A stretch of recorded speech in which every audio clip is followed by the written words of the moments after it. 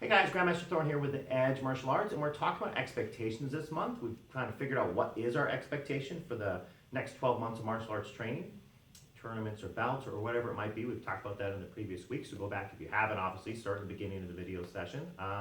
Then we kind of figured out what kind of actions or steps or goals we need to take to make sure that our expectation is met, okay? So now that we're in the third week of this, we're trying to now figure out, okay, well, we know what we expect to happen, and we sort of realistically look at what we have to do to make it happen. Now let's figure out what could happen, right? Like there could be a pandemic and you can't make it to class.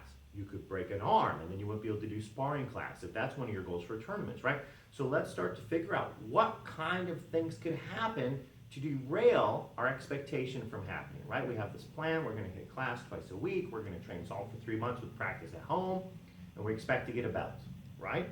Okay, what happens if you have to miss? Another sport comes up, right? Maybe you forgot that you're pretty busy during baseball season, so you don't get to the classes often. Now, I want you to figure out what obstacles, right? What challenges could come in your way of your expectation. And then next, I want you also to write down what will your actions be, or how will you adjust if something gets in the way. Instead of backing up your expectation dates, right? Instead of changing things, how could you adjust to keep your expectation within that 12 months, 3 months, whatever your time period is, on track, okay? So we know our expectation, we know what we have to do to make it actually happen. It's a little bit of goal setting.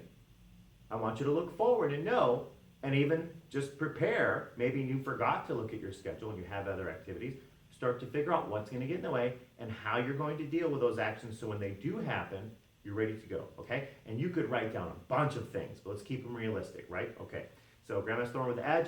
Our week here is talking about what might get in the way, what obstacles, what challenges will happen, how are you going to deal with them?